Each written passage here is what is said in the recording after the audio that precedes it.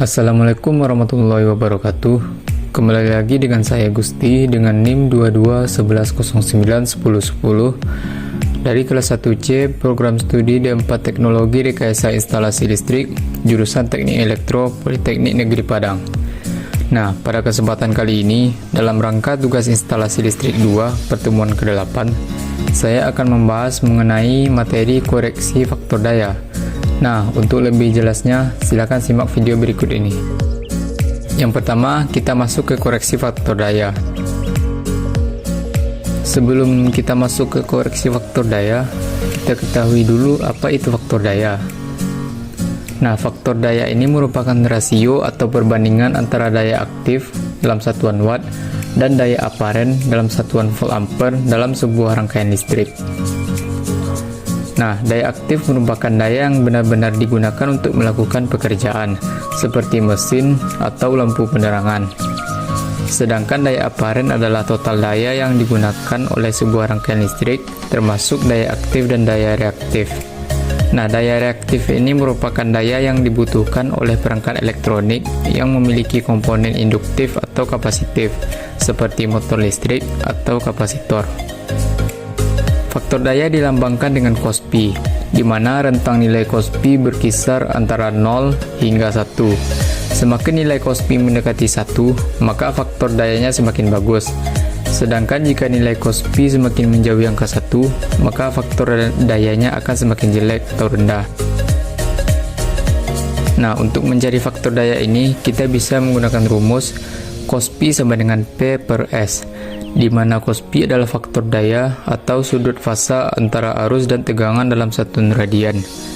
P adalah daya aktif dalam satuan watt, dan S adalah daya aparen dalam satuan volt ampere.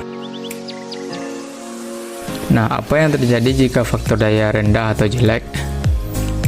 Nah, faktor daya yang rendah atau jelek mengindikasikan bahwa sebagian besar daya yang dipakai dalam rangkaian listrik merupakan daya reaktif, sedangkan daya aktifnya relatif kecil.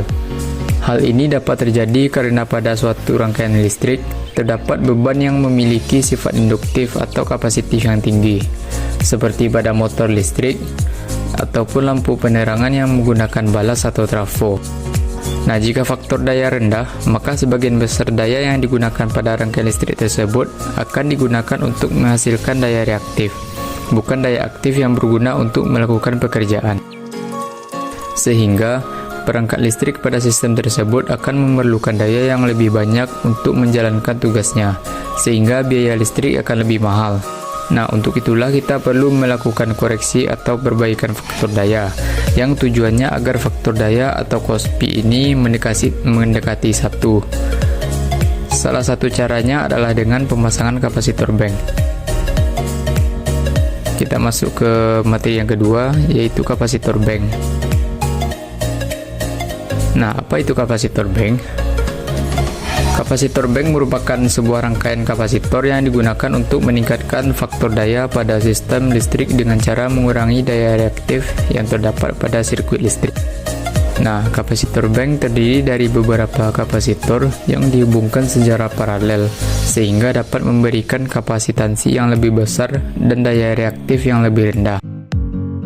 Prinsip kerja dari kapasitor bank yaitu ketika kapasitor bank dihubungkan pada rangkaian atau sistem listrik, kapasitor bank akan menyerap sebagian daya reaktif yang terdapat pada sistem listrik dan mengubahnya menjadi daya aktif. Hal ini dapat terjadi karena kapasitor bank memiliki impedansi negatif pada sistem listrik, sehingga dapat menangkap arus yang mengalir pada rangkaian dan mengubahnya menjadi daya aktif yang berguna.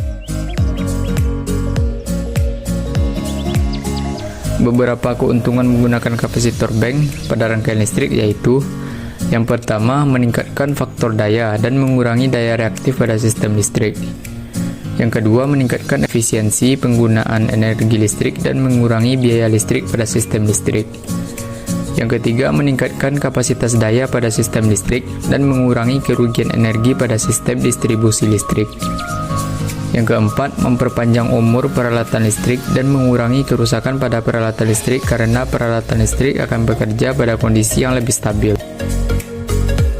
Nah, penggunaan kapasitor bank juga harus dipertimbangkan. Jika kapasitor bank terlalu besar, dapat menyebabkan resonansi dan harmonik pada sistem listrik. Selain itu, penggunaan kapasitor bank juga harus disesuaikan dengan beban listrik yang digunakan, agar tidak terjadi overkompensasi atau underkompensasi daya reaktif pada sistem listrik. Kapasitor bank dapat digunakan pada beberapa pengaplikasian seperti mesin-mesin industri, gedung komersial, jaringan distribusi listrik, dan pusat perbelanjaan, dan lain sebagainya. Nah, kita masuk yang ketiga, hubungan koreksi faktor daya dengan kapasitor bank. Koreksi faktor daya dan kapasitor bank berkaitan erat karena kapasitor bank dapat digunakan untuk memperbaiki faktor daya yang rendah pada sistem rangkaian listrik. Faktor daya adalah rasio antara daya aktif dengan daya total pada sistem listrik. Faktor daya yang rendah pada sistem listrik dapat menyebabkan kerusakan pada peralatan listrik. Dalam rangka meningkatkan faktor daya ini, kita dapat menggunakan kapasitor bank untuk menyerap daya reaktif pada sistem listrik dan mengubahnya menjadi daya aktif yang berguna.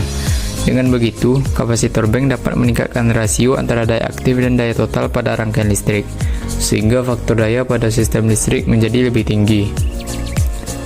Nah, secara keseluruhan, hubungan koreksi faktor daya dan penggunaan kapasitor bank dapat membantu meningkatkan efisiensi dan kualitas daya pada sistem listrik dan mengurangi biaya listrik pada industri dan perusahaan. Nah, sekian video penjelasan dari saya. Jika ada kekurangan mohon maaf. Terima kasih. Assalamualaikum warahmatullahi wabarakatuh.